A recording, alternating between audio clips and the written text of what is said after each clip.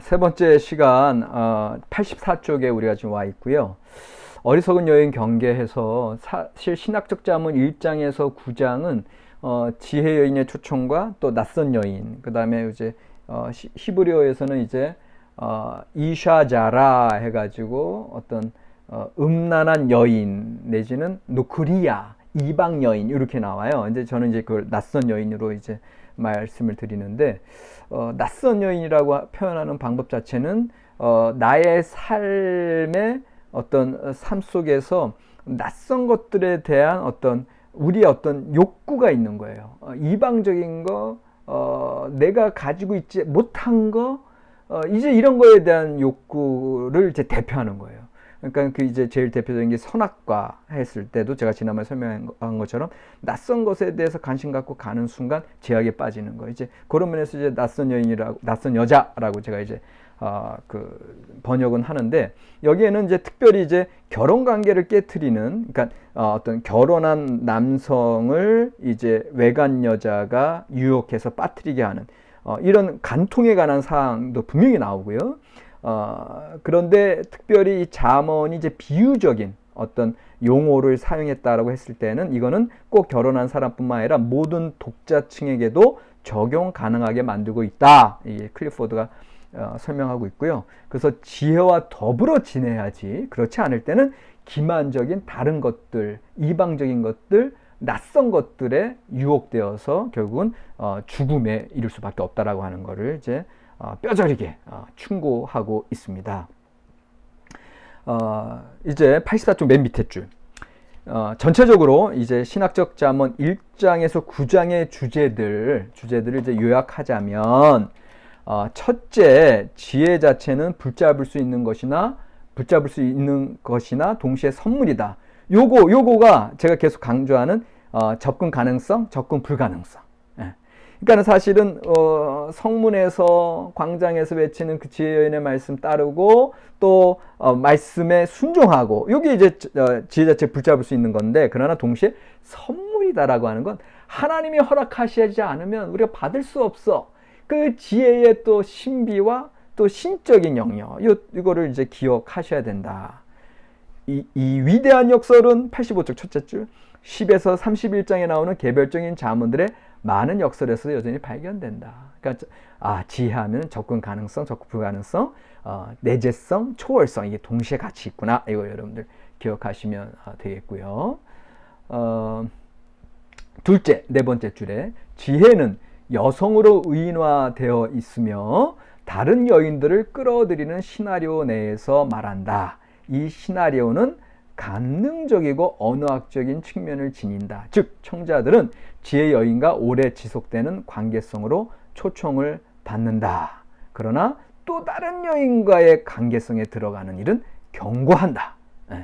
청자들은 지혜 여인의 충고와 진정한 의미를 분별해야 한다. 이렇게 그 두 가지 길에 대한 것이 또 1장 9장에서의 주요 주제고요. 마지막으로 세 번째는 배우자를 찾는 일은 집의 기초를 놓는 일과도 같다. 한 사람이 자신의 집을 세우기 위해 부모의 집을 떠나서 결정적인 순간에 선택을 하는 일이다. 자, 잠언의 목적 가운데 어떤 주석가들은 이 집을 세우는 일이 제일 중요하다 이렇게 얘기하는 거예요. 왜냐하면 잠언서 이제 1장부터가 벌써 부모가 자식에게 이제 충고하는 이야기, 그래서 가정적인 어떤 배경을 얘기하면서 또 이제 9장 가면은 그 지혜가 7기둥으로 집을 세운다고 하는 거. 그러니까 결국은 이 지혜를 제대로 받아들이는 일이 가정을 꾸리는 일이랑 중요한 것이고, 그 다음에 이게 제가 계속 강조하는 것처럼 사회생활의 가장 핵심적인 기본 단위인 가정을 꾸미는 일이 그만큼 중요하다고 하는 거. 그래서 이 지혜의 교사들이, 지혜의 교육하시는 이제 부모, 스승들이, 그리고 또 지혜 여인이 계속해서 가정을 잘 꾸리고 가정을 세우는 것에 목적으로 이 교육을 시키고 있다고 하는 거 여러분들 기억하시기 바랍니다. 그만큼 잠언서는 만약에 이런 주석가들의 의견을 따른다면 잠언의 목적은 좋은 가정을 이루는 일이에요. 그렇게도 잠언을 또 우리가 볼 수가 있습니다. 마지막 질문이 남았는데 중간 85쪽 중간 이 질문은 다음에 섹션으로 넘어가는 다리 역할을 한다. 지혜 여인이 제안하는 것은 무엇인가? 이제 지혜 여인 이제 쭉 우리가 이제 지혜 여인의 기원과 역할에 대해서 봤고 어떤 신적 영역인 걸 봤는데 그래서 지혜 여성이 이제 그 초청하는 길 생명의 길이잖아요. 그리고 이제 다른 길은 뭐예요? 그 낯선 여자에게 유혹받아서 죽음의 길로 가는데 여기서 얘기하는 생명이라고 하는 거는 단순히 생물학적 의미, 그냥 숨이 있어서 생명을 찾았다, 숨이 끊어져서 생명 죽었다 하는 이 생물학적인 의미보다는 다른 사람과 더불어 사는 생명을 의미한다. 그러니까 계속 관계성을 지금 중시하는 걸 아시겠죠? 다른 사람과 더불어 사는 생명이고 따라서 산다는 것은 지혜와 더불어 살아가는 거다. 지혜인과의 관계성, 부모님과의 관계성, 아내와 남편과의 관계성, 친구와 또 세상 동료와의 관계성, 이런 것들 가운데 바로 지혜로서 지혜롭게 분별하고 지혜롭게 행동하는 삶, 이게 이제 지혜의 삶이라고 하는 것을 이야기하고 있습니다. 그래서 요 생명에 대한 거, 이 생명의 풍성함을 위해서 이제 10에서 22장, 25에서 29장의 이 격언들을 그렇게 한번 쭉 살펴보면서 이 책은 끝나고 있는데, 그거 가기 전에 이제 요 생명에 대한 거를 여러분들 이제 기억하실 때, 여러분들 생명나무, 그죠? 네. 잠언에서 생명나무에 대한 언급이 하나, 둘, 셋, 네 군데에서 나와요. 생명나무 어디서 보셨죠? 창세기에서. 네. 선악과를 따먹음으로 하나님이 이제 생명나무의 길을 천사들로 하여금 지키게 함으로 인간은 생명나무에 가지 못해요. 언제까지? 요한계시록에 이제 생명나무 나오죠. 근데 성경에서 창세기와 요한계시록 처음과 끝 생명나무 나오고 딱 중간에 생명나무 나오는 게 바로 이 잠언의 이 네 가지 구절이에요. 그러니까 이 잠언에서의 생명나무도 너무너무 중요하죠. 그러니까 여기서 그 생명이라고 하는 게 더불어 살아가는 또 관계성을 얘기하는데, 이제 거기에 대해서 제 교재를 좀 제 잠언서 책을 좀 볼게요. 67쪽입니다. 67쪽. 제 책에 생명나무에 대한 걸 좀 이야기를 했거든요. 67쪽. 이제 특별히 이거는 이제 3장. 66쪽 지혜는 생명나무라 해서 잠언서 3장 13절에서 20절 부분이에요. 그래서 이 67쪽에 보시면 그 좀 중간에서 좀 아래쪽에 보면은 무엇보다도 지혜의 궁극적인 유익은 생명나무를 얻는 일이다. 잠언 3장 18절. 에덴 동산에서 선악을 알게 하는 나무를 따먹은 후에 접근이 아예 끊겼던 생명나무의 길이 새롭게 열리고 있다. 이렇게 주석하고 있고요. 그래서 67쪽의 밑에서 하나, 둘, 셋, 넷, 다섯, 여섯, 일곱 번째 줄. 그러나 잠언에서의 생명나무는 에츠하임이에요. 창세기 3장의 생명나무, 그 에츠하임이랑은 문자 그대로 이제 딱 일치하는 건 아니에요. 오히려 이제 비유예요. 비유. 잠언은 이제 많은 비유라 그랬어요. 생명나무의 함의를 분명하게 해주고는 있고, 단순히 영원한 삶을, 이제 그 창세기에서 얘기했던 영원한 삶을 의미할 뿐만 아니라 실제로 잠언에서의 생명나무는 인간의 삶 속에 얻을 수 있는 모든 복된 요소들의 총합이에요. 그 총합으로서의 생명나무로 대표된다.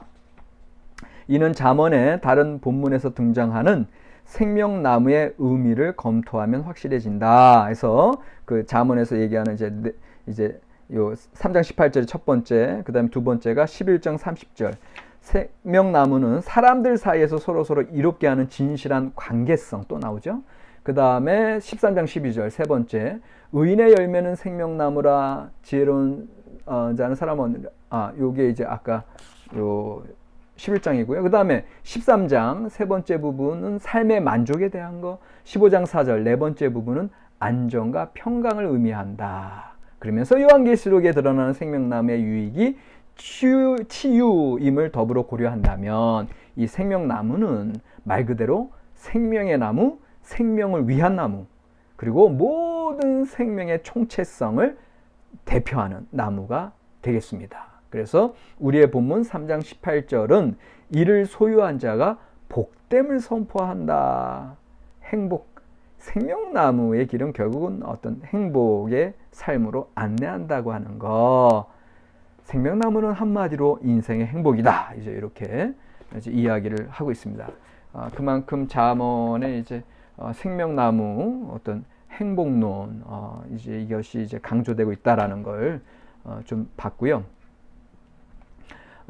그 다음에 이제 또 잠언서를 보는 중요한 관점 중에 지난주에도 좀 언급하고 갔는데 제가 이번에 잠언서 이제 의인화된 지혜 여인을 쭉 보면서 이제 새롭게 이제 발견하는 사실들인데요. 간단하게만 말씀드릴게요. 잠언에 지혜 여인의 음성 있잖아요. 의인화된 지혜 여인, personification, 인격화라고 얘기할 수도 있고 의인화라고도 얘기할 수 있는데 잠언에서의 지혜 여인의 의인화가 아까 1장 살펴봤고요. 또 8장을 살펴봤고요. 그 다음에 9장 1절에서 6절에서도 나와요. 근데 이제 이 세 가지를 보니까 제가 재미있는 걸 하나 발견했는데 아까 제가 말씀드렸던 것처럼 이제 1장은요. 1장 부분은 뭔가 이제 부모가 1장부터 그 자녀들에게 삶의 어떤 그 분별력, 이 삶에 대해서 제대로 깨닫는 삶에 대한 거를 이야기함으로써 어린 자녀들에게 제대로 명철함과 지혜와 어떤 절제와 분별력으로 살아가라라고 하는 거. 그러니까 이게 말 그대로 사피엔셜 어떤 지혜자적인 삶을 이제 1장에서 강조를 해요.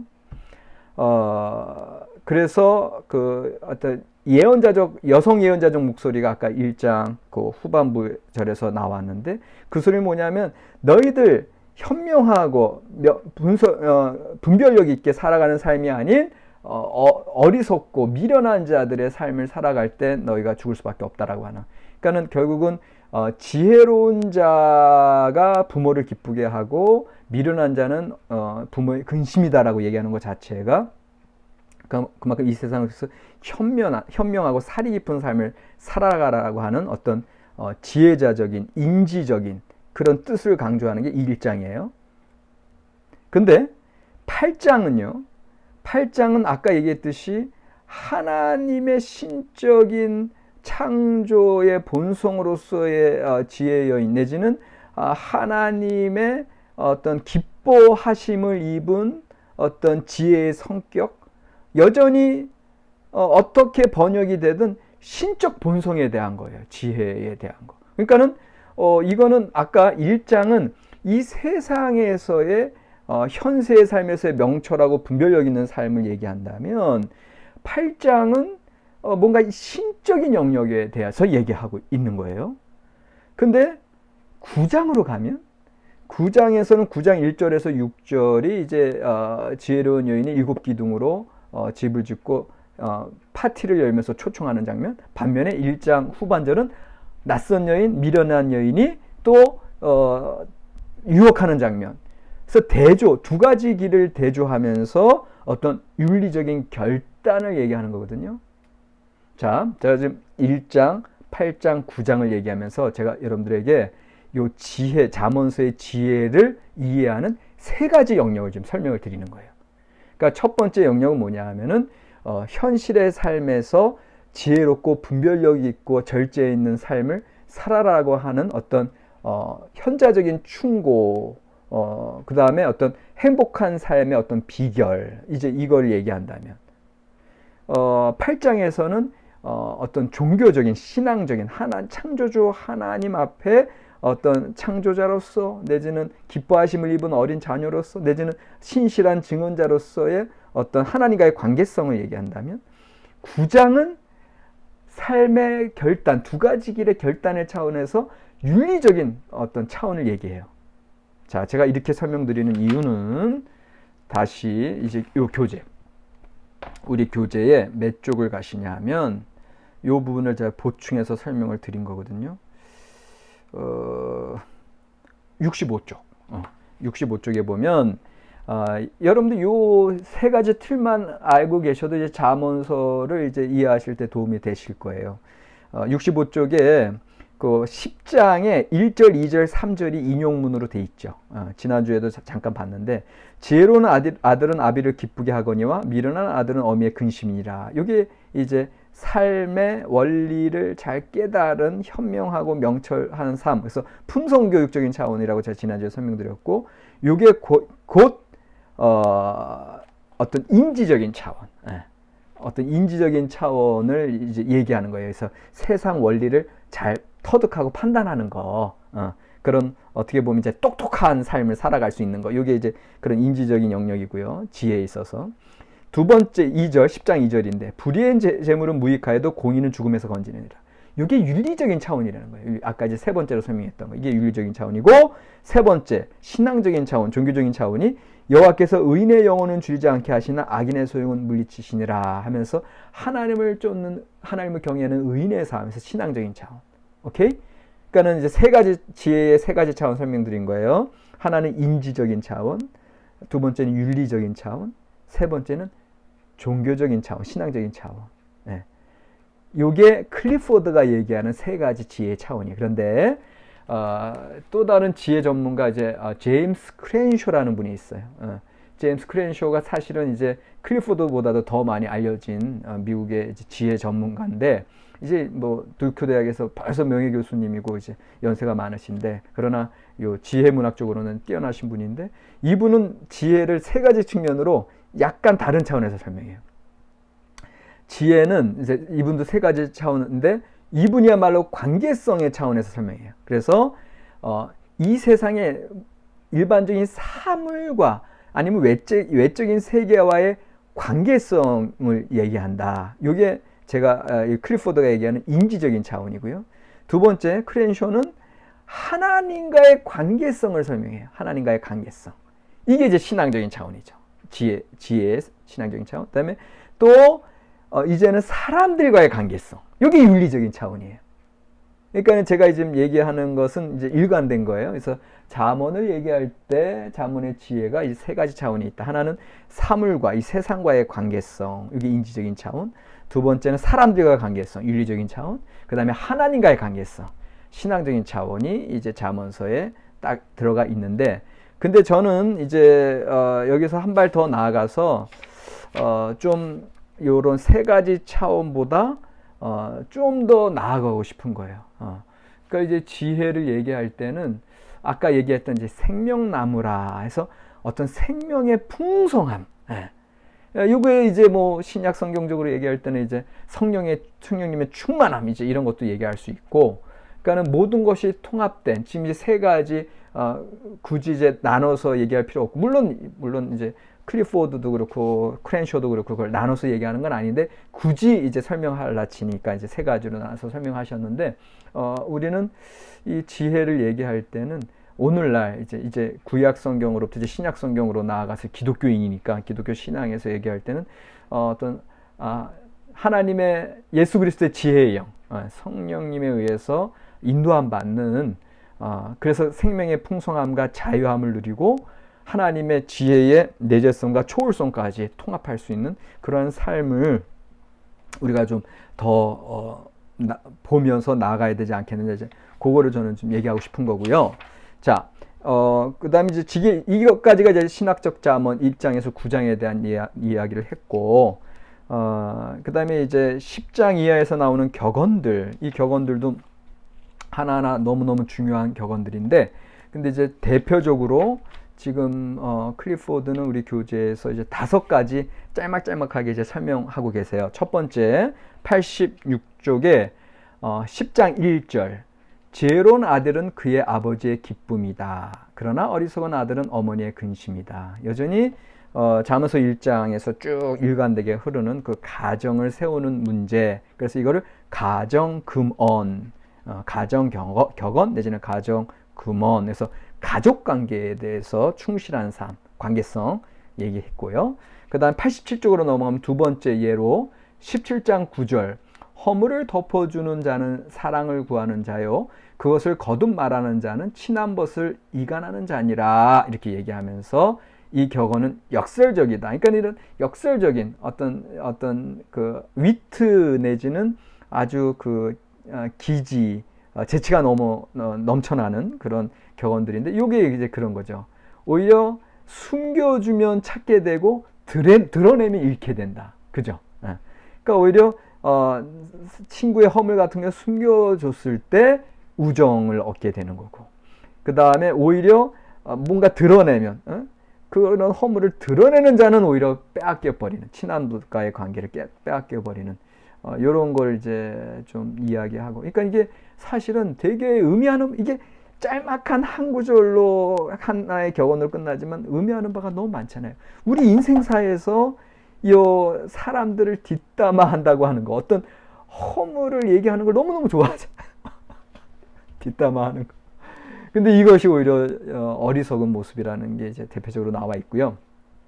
세 번째 21장 여기 35절이라고 되는데 이제 타이포입니다. 23절이에요. 21장 23절에 보니까 입과 혀를 지키는 자는 자기의 영혼을 환난에서 보존하느니라 이렇게 나 있잖아요. 그러니까는 이거야말로 너무너무 중요하죠. 우리 말조심에 대한 거. 그다음에 여기서 이제 단어 유희, 샤말이라고 하는 단어가 이제 전반절 후반절에 다 쓰여요. 지키는 자, 보존하는 거. 그래서 똑같은 의미로서 입과 혀를 지키는 자가 결국은 자기의 영혼까지 이 입을 지키는데 자기의 모든 삶을 보존하게 된다. 이게 너무너무 깊은 정말 잠언은 몇백 년, 몇천 년에 걸친 인생의 지혜가 축적되어 있는 거니까 이런 것 하나하나 뜯어보시면 막 가슴으로 확 와닿죠. 그 다음 네 번째 18장 23절이네요. 가난한 자는 간절한 말로 구하여도 부자는 엄한 말로 대답하느니라. 이것도 참 생각할 요소가 많죠. 이 격언이 이제 관찰이죠. 관찰. 인생사를 관찰하면서 어떤 정식의 격언보다는 인생의 경험을 그대로 이제 말하는 어떤 아류적인 어떤 좀 세분화된 그런 금언이다. 잠언에서 나오는 부와 가난에 대한 언급들, 관찰의 형태로 좀 많이 나오는 거. 그만큼 이게 이제 실제적인 현실의 모습을 또 있는 그대로 이제 얘기하는 그런 격언들이고요. 끝으로 다섯 번째 88조 26장 9절 미련한 자의 입에 잠언은 술 취한 자가 손에 든 가시나무 같으니라. 이거 참 잠언은 무조건 다 좋은 거냐? 오히려 미련한 자가 갖고 있는 잠언은 오히려 가시나무 갖게 된다. 결국은 특정한 상황에 현명하게 적용되어야 할 이제 그런 잠언들을 또 아주 위트 넘치게 설명하는 이런 격언들 너무너무 중요한 보습과 같은 격언들이 이제 10장 이하에서도 쫙 펼쳐지고 있는 걸 우리가 볼 수가 있습니다. 자, 좀 이제 끝으로 넘어가서 90쪽에 현숙한 여인 이게 잠언의 결론 부분이거든요. 능력 많은 아내 예찬 31장 10절에서 31절 요거야말로 22줄로 되어 있는 알파벳 구조가 되겠고요. 그 다음에 여기 이제 그 중간 부분 보면은 현재의 맥락상 가장 가능성 있는 해석, 현숙한 여인에 대한 가장 가능성 있는 해석은 지혜로운 여성과 결혼한 남성에게 어떤 일이 일어나는지를 보여주는 시로 받아들이는 건데 단지 여기서 끝나는 게 아니라 하나, 둘, 셋, 네 번째 줄 내려오면 이 마지막 시는 지혜의 친구이자 제자가 된 젊은이를 소개해 준다. 그러니까 현숙한 여인과 결혼한 남편에 대한 그 특정한 것으로 끝나는 게 이제 보편화됐다 그랬잖아요. 그래서 그 지혜와 더불어 지혜를 사랑해서 지혜를 얻은 자의 삶에 일어나는 모든 행복, 건강, 명성, 장수 이걸 이제 소개하고 있다는 거죠. 그러면서 지혜 여성에 대한 찬미, 결국은 지혜에 대한 찬미로 이제 구절이 끝나고 있는데 91쪽에 보면 오직 여호와를 경외하는 여자는 칭찬을 받을 것이라 그 손의 열매가 그에게로 돌아갈 것이요 그 행한 일로 말미암아 성문에서 칭찬을 받으리라. 그러니까는 이게 어떻게 보면 당시의 가부장적 사회에서 충격적인 어떤 그런 여성에 대한 찬미잖아요. 특별히 지혜를 가진 여성에 대한 그 현숙한 여인의 찬미인데, 저는 이제 이 잠언 주석에서 이 부분을 오히려 그 의인화된 지혜 여인 1장, 8장, 9장에서 묘사된 그 지혜 여인이 상징적으로 비유적으로만 그렇게 묘사된 것으로 끝난 것이 아니라 실체화됐다, 구체화되었다. 이렇게 이제 저는 결론을 맺으면서 그만큼 참 이 잠언서에 나타나는 그 지혜 여인의 목소리와 의인화의 표현이 상당히 의미 있게 다가오고 있습니다. 그래서 결국은 우리가 지혜를 여러분들 터득할 때 지혜의 접근 가능성, 불가능성 말씀드렸는데, 근데 그것이 어떤 여성적인 이미지로 지혜의 목소리를 얘기한다고 했을 때 그 속에서 울려 퍼지는 건 뭐냐 하면 여러분들 사실은 되게 쉬운 예를 들면 사실은 그 남자들은 단순해. 근데 여성들은 복잡해.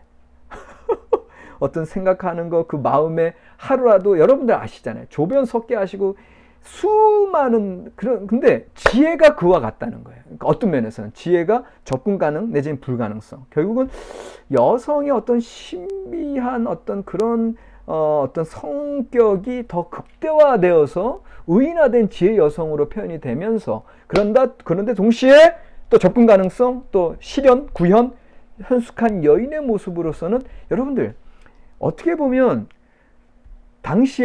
이때 당시에 그 여성들을 볼 때 신기하잖아. 아니, 그 9개월 동안 배가 점점점 불러줘서 아기가 나오잖아. 탄생하잖아. 창조가 이루어지는 게 여성을 통해서 창조가 이루어지는 거를 보게 되잖아요. 예? 오늘날처럼 의학적으로 뭐 이렇게 설명하기보다는 이때 당시에는 여성이라고 했을 때 어떤 그런 여성의 어떤 신비한 차원, 그 다음에 어떤 창조 능력, 생명을 탄생하는 능력. 내가 한 발 더 나가서 사실은 아까 이제 가정을 세우는 일이라고 그랬잖아요. 가정을 진짜 세우는 건 여성이잖아요. 예? 자녀들의 교육, 물론 요즘은 이제 다 남성들도 다 나눠서 하지만 이때 당시의 모습을 볼 때는 그 여성이 가정을 세우고 일구는 일까지도 다 하는 걸로 이제 그렇게 봤을 때에 이 지혜를 그 여성의 이미지와 더불어 설명한다고 하는 건 상당히 실제적인 의미가 있고 당시의 문화적인 상황도 충분히 반영되어 있다. 이제 그런 것으로 이제 우리가 이제 해석을 할 수 있고, 그렇다면 그것이 오늘날 우리가 잠언서를 읽을 때도 이제 어떻게 그 의인화된 지혜 여성의 의미가 우리에게 들어오느냐라고 했을 때 여전히 하나님의 창조 세계의 능력을 부여받은 인간, 이제 여성뿐만 아니라 남성, 그 어떤 창조성에 부합한 삶의 중요성을 그만큼 얘기하고 있고요. 그 다음에 그런 삶이 우리 삶에 구현되었을 때, 그 구현될 때 가장 중요한 게 바로 이제 여호와 경외의 신앙. 그때 우리가 처음 시간에 말씀드린 것처럼 신학학 잠언 1장부터 9장이 앞에 들어간 것은 이 모든 창조 세계의 질서, 거기에 맞게 적중하는 삶을 사는 것은 결국은 여호와 경외의 신앙이라고 하는 거. 그것을 이제 우리가 같이 이야기하게 되는 거죠. 그러니까는 여러분들 결국은요, 적중하는 삶, 그때그때의 삶에 적합한 삶이라고 하는 건 뭐냐면 자기에게 주어진 삶의 그 특징에 맞게 부합하면서 살아가면 돼요. 남성은 남성으로서, 여성은 여성으로서. 그것이 이제 사회적인 어떤 그 선입관적인 어떤 그런 편견의 그런 모습으로 제가 얘기하는 게 아니라 오늘날도 물론 달라졌잖아요. 예? 그러나 내가 가정에서 내게 주어진 어떤 특성대로 살아가는 거, 내가 학교에서 나의 특성대로 살아가는 거, 내가 할 수 있는 거, 내가 잘할 수 있는 거, 하나님이 우리 얼굴을 다 다양한 모습으로 만드셨듯이 우리의 재능도 다 다양해요. 제가 드리는 말씀은 사회적인 어떤 편견으로 주어진 위치의 삶을 합하게 살아라 그 소리가 아니라 하나님이 우리 각각에게 개성에 맞게 주어진 그 삶을 쫓아갈 때 그것이 하나님의 창조 세계에서 하나님의 기뻐하신 바를 입는 그 아문과 같은 삶을 살아가는 거예요. 어린아이와 같은 기쁨의 삶을. 그거를 좀 말씀을 드리는 거고요. 자, 간단하게 이제 5분 내로 이 신학, 여기 이제 제 책에 잠언의 신학 부분을 31쪽에서 이제 37쪽까지 이야기하고 있잖아요. 그래서 제가 세 가지로 요약을 했죠. 31쪽에는 현세의 신학, 그 다음에 두 번째는 질서의 신학, 그 다음에 세 번째는 선택의 신학. 그러니까 이제 잠언의 이제 신학이라고 하는 거 이제 잠언의 모든 내용들이 이제 결정체로 이제 시스템화, 이제 체계적으로 그 모든 내용들을 정리한다면 여전히 잠언은 행복론이다. 현세의 신학. 그래서 오늘날 우리의 삶 속에서 어떻게 살아가는 게 가장 하나님의 그 뜻에 합한 삶을 살아가는 것이요, 또 번영과 또 행복을 일궈낼 수 있느냐, 이제 거기에 대한 건데, 여기 32쪽에 보면 예수님의 이제 그 산상수훈에서 얘기하는 회개하라 천국이 가까웠다, 이제 하나님의 나라를 이루기 위한 어떤 그런 천국의 복음들을 이제 비교를 제가 잠언의 내용과 비교하면서, 어떻게 보면 예수님께서 얘기하는 하나님의 나라는 현실 부정인데 이 잠언에서는 그 하나님의 창조 질서를 긍정하는 현실 긍정으로 가요.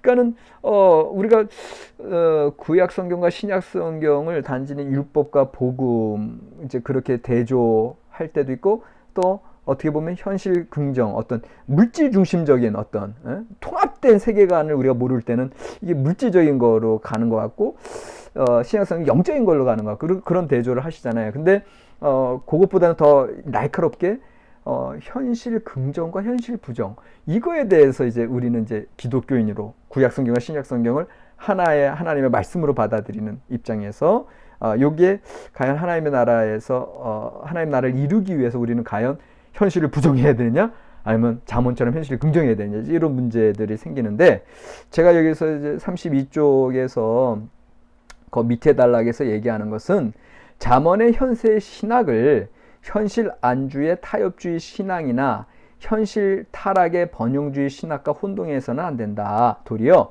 오히려 전적인 하나님 의지를 통한 하나님의 질서에 맞는 삶을 살아가는 거, 그것이 여호와 경외 신앙이다. 제가 이제 그렇게 이제 설명하고 있고요. 그래서 이제 현세 신학은 정말 하나님의 질서를 쫓고 나를 부인하는 여호와 경외 신앙으로 살아가는 거, 그거를 이제 얘기하는 거다. 그래서 밑에서 두 번째 줄에 야훼 경외는 르프네이 야훼, 곧 하나님 존전, 곧 코람데오의 신앙이다. 이제 요거를 좀 말씀을 드리고 있고요.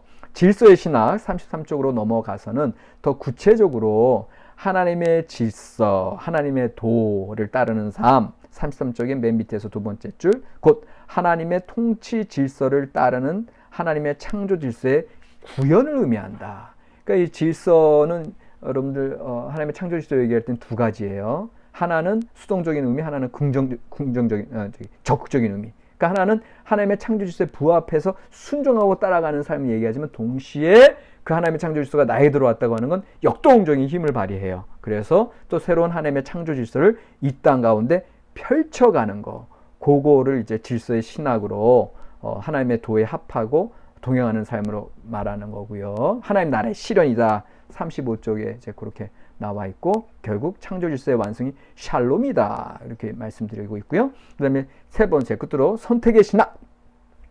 여전히 갈림길에 있고 결단하는 삶을 우리가 살아가면서 선택하도록 한다. 근데 이 선택이 아까도 설명이 나왔지만 뭐 율법주의적인 형식적인 뭐 조목조목 이거 하고 이거 하지 말고 그런 게 아니라, 우리의 어떻게 보면은 마음가짐, 우리의 전체적인 품성화, 인격화 되어 있는 삶의 차원이고요.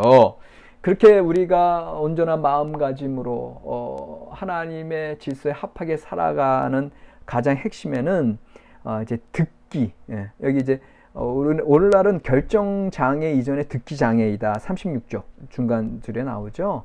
우리는 잘 안 들어. 그리고 오늘날 그 스마트폰 이게 보고 그냥 외적인 것에만 관심하지, 그리고 내 관심 분야만 가지, 정말 나랑 상관없이 들리는 것들은 잘 안 들어. 근데 잘 들어야 돼. 여러분들, 결국은 솔로몬의 지혜는 듣는 마음이라 그랬잖아요. 레브 쇼메아. 그러니까 우리가 보기보다는 들어야 돼요. 예. 여러분들 이제 본다고 할 때는 내 마음의 그 나의 어떤 욕구에 따라서 살아가는 삶을 얘기하는 게 이제 본다는 거고, 듣는다고 하는 것은 어떤 순종이고 어떤 진리에 대한 추구예요. 그러니까 참 이거 제가 이제 지난번에 여름 방학 전에 논문 열심히 써서 이제 이번에 10월에 이제 논문 또 하나 나올 것 같은데, 지금 이제 잠언 논문 말고 이제 출애굽 논문을 이제 지난 전반기에 썼거든요. 근데 그 출애굽기에서 제가 하나 발견한 게 뭐냐면, 여러분들 출애굽기 32장에 금송아지 사건이 나오잖아요. 모세가 시내산에서 40일 동안 머무는 동안. 그래서 그들이 다 멸절할 위기에 처하잖아요.